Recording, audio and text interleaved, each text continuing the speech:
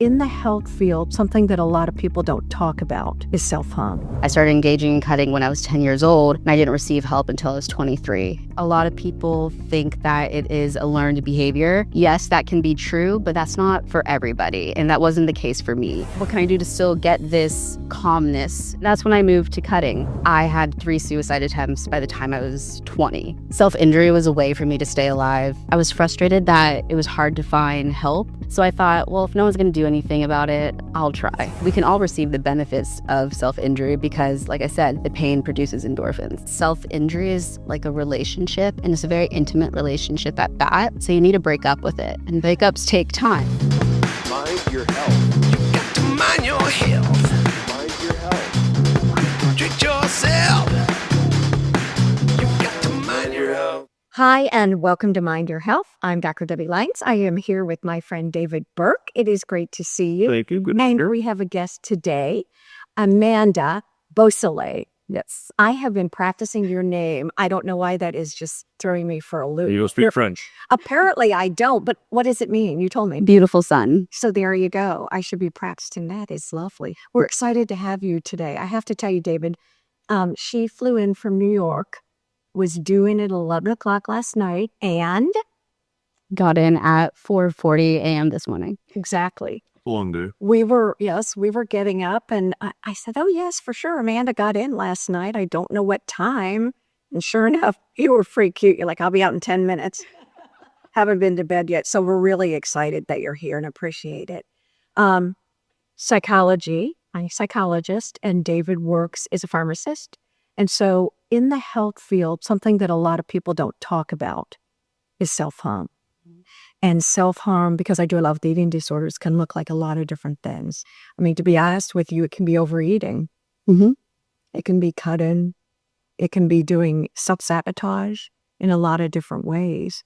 So you're the executive director of an organization, but I'd like to know a little bit about self-harm, what you do, and then let's talk about the organization. Yeah, absolutely. So CIRA is the organization, Okay. and stands for Self-Injury Recovery and Awareness. And I got in my desire to start CIRA is because of my own struggles with self-injury. I started engaging in cutting when I was 10 years old, and I didn't receive help until I was 23. And let's talk about that, because I know I've got 3 kids and I've got 10 grandkids, and what you just said is pretty important. What age did you start? 10.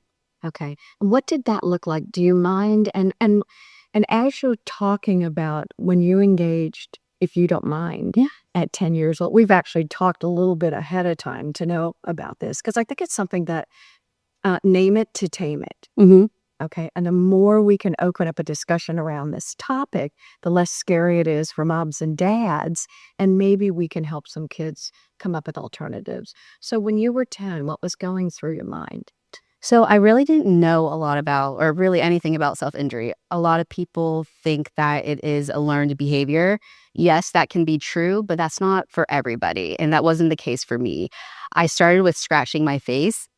When I would cry in my household, I would get in trouble if I was crying, or they'd say, suck it up, or something along those lines. So I felt like I was responsible to regulate my emotions, and I didn't want to feel like a burden. High expectations in the house? Very high expectations, yes. That's where the perfectionist in me comes in. And so one day I was crying, and I just started scratching my face, and I realized that pain calmed me down, and I didn't feel like I had to go to my parents or an adult to talk about what I was going through. So I really thought I had found a loophole to my emotions. I thought I was a genius. Right. What's adaptable at the beginning? Yep. It calmed you down. Yeah, absolutely. And from there, when I had a few episodes of scratching my face, I thought, oh, well, wait, I don't want marks on my face. Yeah, like, that won't kill me. Yes. And so what can I do to still get this calmness and regulate? Obviously, I didn't have those words at the time. And that's when I knew He's such a grandfather and dad. He's like, I'm concerned. Tell me more. I know. And that's when I moved to cutting. Again, I didn't learn it from anywhere. I didn't have any friends that I knew of at the time engaging in cutting. And it started, just small cuts, and I was hiding blades, and I would break picture frames so I could use the glass so my parents didn't notice knives or anything were missing from the kitchen. And I have to say and interrupt you at this point. So for anyone out there, any viewers who are like, don't be like, this is time to kind of open your mind to what Amanda's saying, because this is ubiquitous. This is everywhere. And kids, you use glass shards. A lot of kids use erasers. Safety pins are big. Pens are big. Paper clips are huge. Razors, pencil tips. So I think, as creative as kids are, or what they have available is what they do. So, yeah. Well, before you go there, so I could be the poster boy for the A in awareness, because I didn't, I've heard of cutting, but I couldn't tell you that I have any knowledge of anybody, or I'm sure I have met people. You just don't know. Correct. It's so Secret. closeted. It's embarrassing. We've talked about that before. The shame and embarrassment around it is enormous. And oftentimes the relief that's felt from being able to get those emotions out is exponential. And I think you and I have talked about, people do self-harm and self-injury typically for two reasons. Okay. They either have so much emotion, they want to get it out there, and it's a relief, okay? Or they feel like they don't know what to do with all that emotion, okay? And so they internalize it. And so it's really opposite end of the spectrum, but it works both ways. Absolutely. And then from that point, it's habit forming, because when you do engage in self-injury, and I just want to make clear that there are many forms of self-injury, not just cutting, that just happens to be the one that's talked about the most, but there are many forms. You're producing endorphins. So you're conditioning the brain to think it's something positive. So the next time you're overwhelmed or something happens, you don't know what to do with that energy, your brain's gonna be like, oh, let's do that thing that helped us last time and calmed us down. And we didn't even need to go to anybody for this. We could handle it ourselves. And so let's do that again. And that's where it becomes habit forming, and it has an addictive quality. And for me, it was very much that. I relied on it, and it also kept me alive. I had 3 suicide attempts by the time I was 20. Self-injury was a way for me to stay alive, to go to school, smile. I was a cheerleader, captained the cheer squad, lived in Texas, so lived the typical Texas life in that way. And nobody knew I was struggling at the time. So for me, self-injury was a way for me to pretend that everything was okay, and for me not to feel like a burden. And you do have a lot of emotions as a kid, and the human experience, it's a lot. It's hard to be a human. Yeah. And so I always say, when it comes to self-injury, it's just one way someone tries to do their best and they don't have healthy tools to regulate. We're all trying to find ways just to make ourselves feel better. And this is one just maladaptive way. So how do we have the conversation? How do we take the shame out of it so we can support the people struggling, and we can help them find healthy tools and know that life's going to be okay, even when it is difficult, because life will always be difficult. And for us, that's really important at CIRA. And also, I always tell people, especially parents, just it's about having the conversation, Right. being comfortable with the uncomfortable and listening. Let me ask you about, Sarah, when you started it about 6 years ago. Yeah. Did you just feel like there was a need to open a conversation? Did you feel like there was so much misinformation out there? What was your motivation? Honestly, I think I was just frustrated. I was frustrated that it was hard to find help. Okay. At the time, I was going to a peer support group. It wasn't an official organization, simply 5 people that talked once a week. And I was shocked how many emails we were getting from around the world, from professors to the LAPD, from people in prison in Australia. And I just thought, why are they coming to us? Yes. We're just a few people that talk. And it made me realize, wow, it wasn't just me that had a hard time finding help. And I just so happened to live in New York, where everything's at our fingertips. And the straw that broke the camel's back for me was when my best friend, who lives in Australia and was working in mental health at the time, called me and said, hey, we have a bunch of kids cutting and burning themselves. We don't know what to do with them. What's the name of that peer support group you go to? And I thought, you're on the other side of the world. You work in mental health. And at the time, I worked in fashion. And yeah, I'm your only resource for this. And I was just tired of being shamed, feeling stigmatized by the healthcare industry. And also, I realized that I judged my own tribe, so to speak. I gave in to how the media depicts somebody who engages in self-injury, even though I knew that wasn't true because I didn't fit that mold. Right. So I thought, well, if no one's going to do anything about it, I'll try. Yeah. Wait, see how it goes. And that's when I started the peer support groups. Then we spent a year and a half writing our own literature called Layers to Discovery, which are really guiding journal prompts to help you understand the why behind the behavior.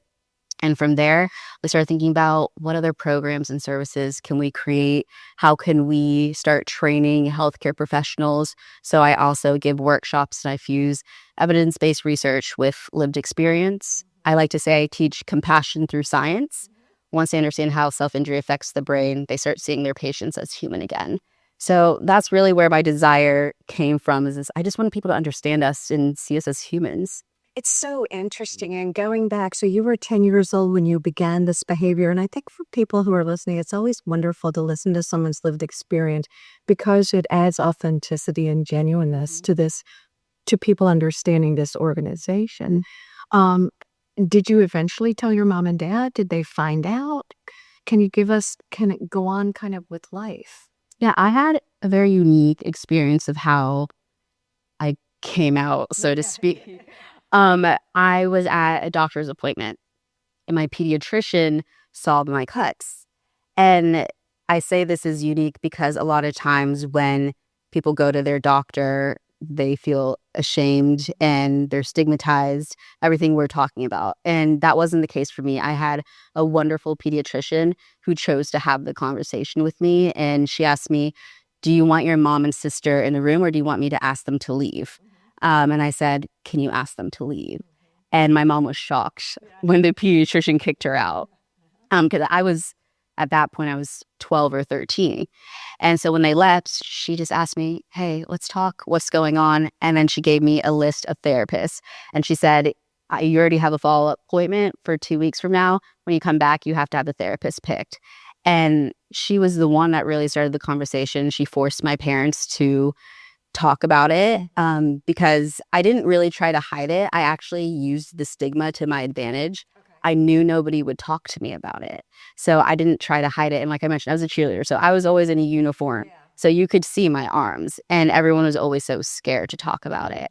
My pediatrician was the only one who wasn't scared. And it really saved me and started my therapy journey and my healing journey because she was brave enough to have the conversation. So, it's interesting because I wouldn't be scared, but I'd be at a loss of what to do, because like I said, it would be so foreign, even right now, I want you to hold the hand. I want to put my arms around her. Well, that's right, isn't it? Yeah. So as a parent or as a professional, what should we be aware of? What do you tell moms and dads to look for? And if they see something that maybe they're curious about, what do you think is a really good thing for them to be doing? I think some things you can look for if your child is wearing long sleeve or long pants and it's summertime. Yeah. If you're finding a lot of like bloody tissues or something like that in the trash can, if knives are going missing in the kitchen, and also if their personality changing, if they're being more isolated. Were you more isolated? I was very involved in my community, so I wasn't isolated, but I had my moments of kind of going underground, and everyone would always say there's a bit of mystery to me. Well, I was going to say you can be isolated and still be in a crowd. Yeah, absolutely. And that was very much me. Okay. And there's a lot of secrecy around it. So it does shut you down in a way. So I think those are some things you can look for. And go ahead. And as far as the conversation, approach it with curiosity, not judgment. And I know it's hard to do, especially as a parent. Don't try to fix it. Right. Try. Please, don't sit there and talk about me like that. I haven't taught that before. But it's interesting, which you say, the clothing, the personality changes, and some of the other things. I had teenage girls, and they fit that mold, perfectly.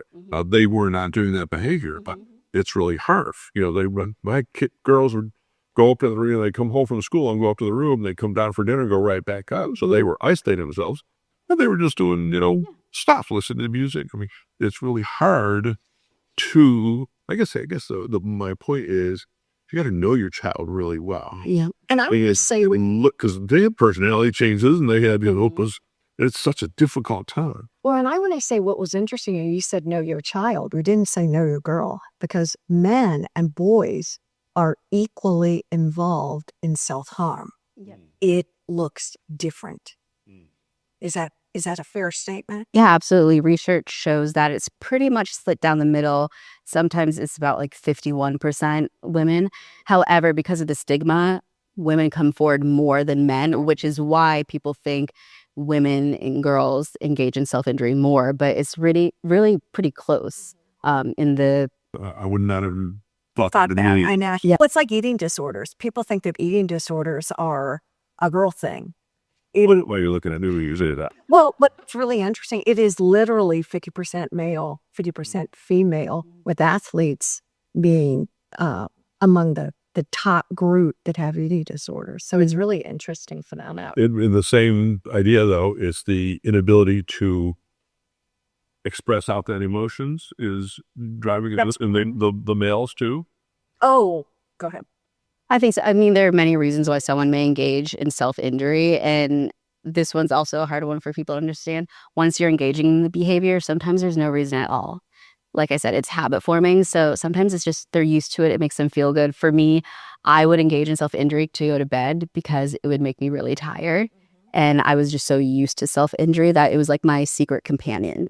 And remember with what she said, because it's exhausting. It takes a lot of time and energy to do, to cut or to burn or whatever, and you're so hyped up, and then at the end you're just your whole body just shuts down. And also a lot of people like the caretaking part of it too afterwards, the bandaging, which is another thing you can look out for if they're having a lot of bandages or that you see a lot of bruises or cuts in random places that are repetitive.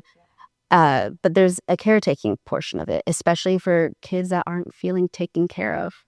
And so I know in our community, people talk about that a lot. They like that aspect of healing their wounds and bandaging it.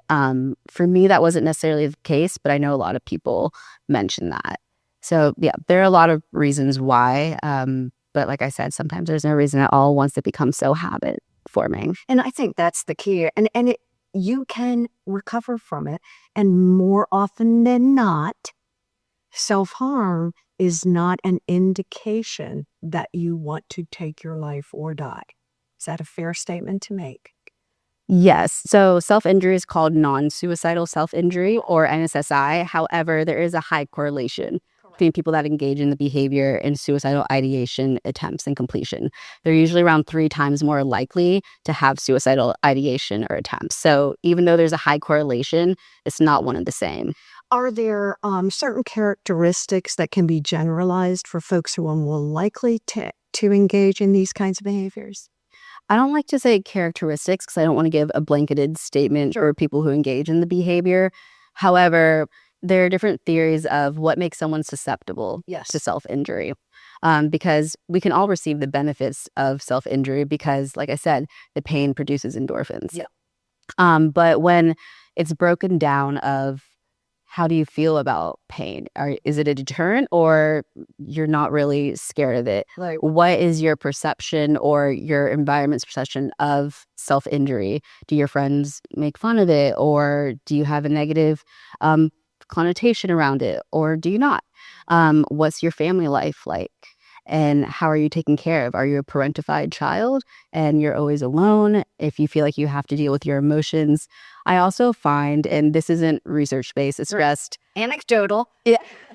what I have found listening to, at this point, thousands of people probably over the last decade who engage in the behavior, I find that people who self-injure are incredibly empathetic. Yes. They just know how to give that empathy to everybody except themselves, which is why I always say, don't be hyper fixated on fixing the behavior, because it's an inside out job, not an outside in. If you're just focused on the behavior, you're focusing on the last piece of the puzzle. We need to know what's going on internally. We need to understand their story. So when you are talking to someone about self-injury, simply asking them, hey, tell me your story, because the behavior is not their identity.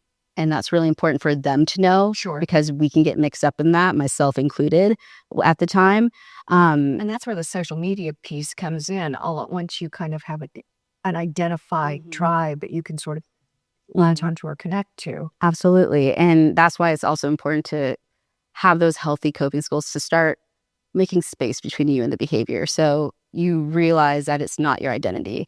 When you hear me talk, I always say engage in the behavior versus I was a cutter, because I am not the behavior. It's like the diabetes. Yeah. I have diabetes. I'm not diabetic. Yeah. Yeah. The labels. I am not. I want to go to the coping skills. How can, I guess as a parent, how do I help my child learn those coping skills? I think they look different for everybody. I always tell our CIRA members, get creative. Your healing journey doesn't need to look like anybody else's. This is from a fashion girl. Love. I know, right? How do you like this shirt? I love it. You're doing great. It's Chris. Chris, I like that. Get creative. Get creative. It doesn't need to look like anybody else's. A lot of people like sensation, so holding ice cubes, or for me, it's taking a really cold shower, and DBT skills, and What's DBT? dialectical behavioral therapy.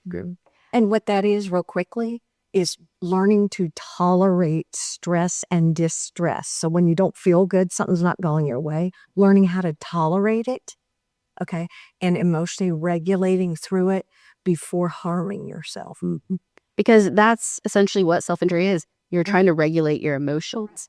And also, I realized with my own experience, that flexible thinking part is really important. Hate that flexible thing. It's so annoying. Yes, very much so. We love a good rigid. You say, I don't know if I can do flexible things. Yeah, for a lot of us. I'm not there yet either, Right. day by day. But that's a really important part. So for me, and I know a lot of our members, it's just about asking questions. Well, what would happen if I tried to go work out or call a friend or pause and breathe for a few seconds? And I always tell them it's not about it working at this point. It's just about showing you can try something else. Also, self-injury reduction. Research shows that's the best course of action to getting to a self-injury free life. So a way you can do that, if you're having urges, you can put a timer over your phone for a minute, 5 minutes, and see if you can go that long without engaging in behavior. If you engage after, that's not even the point. The point is to show you that you could stop for a few minutes, and maybe the next time you put an hour on your phone. And I always explain that self-injury is like a relationship, and it's a very intimate relationship at that. So you need to break up with it, and breakups take time. You're right. So in CIRA, we have a breakup letter as part of our literature. And I always say, thank your self-injury, because if it didn't have benefits, you wouldn't be engaging in it, even though it's maladaptive. And a lot of times I find that people who don't understand are focused on, it's bad, you shouldn't do it. Right. Nobody knows better than us that we shouldn't be doing it.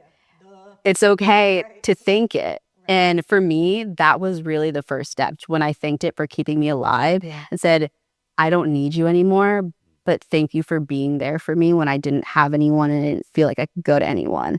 And once you start doing that, the self-injury loses its power over you because you're acknowledging it. Thank you. I appreciate you giving me the opportunity to, feel better. And it's not helpful.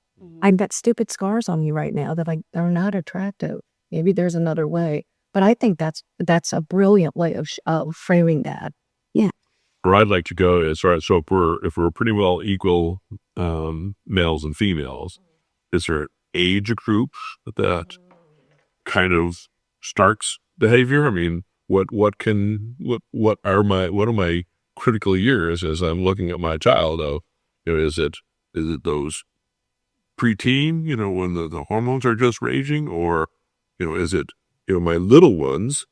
I have a 2-year-old grandson now, and I'm thinking, how can I get him to start expressing? Because I've seen it. I've seen the frustration in a 2-year-old about something, I don't know, something toys or something, but you can see frustration in their face. How do I help them find an avenue for those emotions? Yeah, absolutely. We're both good. What second? All right, well, slow down. Because you said big emotions, and that is something to really look at. These kids who have big emotions, they don't know what to do with them. All right, so start with ages. Yeah. Yep. So it usually starts in adolescence. However, of course, don't want to give blanket statements. Right. I know some adults that it did start in adult, but typically adolescence, anywhere from 17 to 25% of young people say they've engaged in self-injury at least once. And then 5 to 8% of adults engage in self-injury, report a lifetime history of self-injury. So it's actually a lot bigger than people think. And Yeah. I was I thought you were going to say 90%. 90. 90% of adolescents. Oh, no. 17 to 25%. However, researchers do think it's a higher percentage. Again, it's the stigma that is really hard. Yeah, reporting is really hard because of the stigma. And with that, I find that it's bigger than we all think. And I didn't even realize that until I started doing this work. And to this day, I rarely find someone who says either one, I engaged in it, or didn't engage in it rather, and I don't know anybody. And usually they probably do know someone. That person didn't tell them. One of the myths, I think, is a lot of people think it's attention seeking. Share a little bit about that, because I think that's a real myth around that. It is a myth. And I say we go through great lengths to hide it because we don't want it taken away from us. It's helping us. That was my biggest fear. Somebody would take away something I loved, honestly, something I wanted to do, something I could rely on. It was stable. And also, on the flip side, if someone is doing it for attention, then let's give them the attention. Because if they're going to that great of length, let's start asking questions and make sure they feel seen.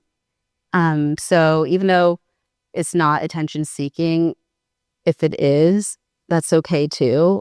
Let's talk. So let's go back to kind of CIRA and your organization. And for people who want more information or curious about self-harm, what are some things that you can do? I know you're involved right now with the fundraiser and all these things. And of course, this is kind of a green segment, meaning it will air all over the place. So not so much about the fundraising, but how can people get involved or learn more? Yeah, absolutely. So you can go to our website, thecira.org, and volunteering. We're all volunteer led. So like I mentioned, we have 4 to 6 meetings a week, all online. And our volunteers have to have either lived experience or be a psychology student. Also, if you're just interested in hearing our stories, you can come to meetings on Saturday and observe, whether you're a loved one, a therapist, a parent. So that's also a way. And oh, sorry. I was going to say, well, one of the things that you're developing are protocols or really a class or a workshop for kids, kind of a prevention too. Yep. I would say not necessarily prevention. Suicide prevention, yes. Self-injury, no, because they're already engaging in the behavior. This program is really about teaching them emotion regulation, nervous system literacy, and self-compassion. That's the number one thing. The common denominator I find with self-injury, there's a lot of self-hatred. And I was included in that. I had to learn how to love myself. And don't you sit there and go, she was 10. How do you not like yourself at 10? I know, that's what we talk about. That's the name of the game, Well, I was thinking about that. The curriculum we were developing, I think is our teachers is a natural first look into someone who might notice, some of that, because they know these students really well. That'd be great to get in the hands of. But I think a lot of people don't know what they don't know, and they see, well, yeah, that's true, and it can freak you out if you don't really understand. Well, it's sorry. Before I wouldn't even know. Right. someone came to me, I wouldn't even know where to go first. Yeah, absolutely. And a lot of times we're felt like we're a liability.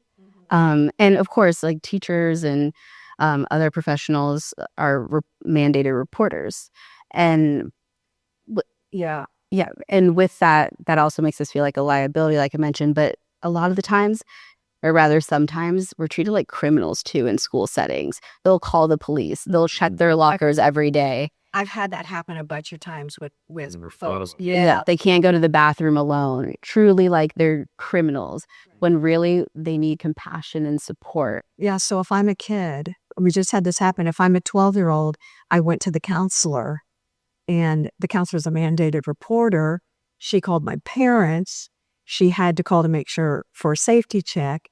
And I mean, it ended up with these unintended negative consequences. And so the young person just kind of went further underground. So I think, to your point, knowledge is power. Yep. The more we know, the less we react, the more we have control over the interventions. Absolutely. Just understanding what constitutes as self-injury, that they're intentionally harming themselves. They know once they harm themselves, there's going to be physical bodily wounds. It all self-injury in the definition always goes back to intent. Did you know that were you purposely trying to hurt yourself in order to regulate your emotions? So when somebody isn't sure if they're engaging in the behavior, that's when you start asking questions so they can get to the bottom of it on their own. I never want to tell someone, this is what it is. Like, let's get there together, but decide for yourself, figure out how you even got there. So for teachers or therapists, start asking those questions, understand their intent. And even if they don't understand it, help, like, you guys be a team and help them get there. And then ask them their story. I think that's really important. Allow them to lead, because it can also feel very violating when somebody starts asking you these questions and you don't have that relationship with them. I know when my school counselor talked to me about it, she grabbed my arm and made me show her my cuts. That's incredibly violating. That's not the way to do it. I never really recommend asking to see their cuts unless you need to see it, like you're a nurse, any safety reasons. But overall, that, unless they're voluntarily showing you, don't ask. It's our body, and we still need autonomy. Amanda, you are wonderful to talk to. We really are grateful for you sharing your story, because it makes you vulnerable here. And, we appreciate that. We really do. Thank you for having me. It's such a pleasure. Again, as always, our goal is to help you through our 4 pillars to Mind your health. Thank you all for joining us. Mind your health. Got to mind your health. Mind your health.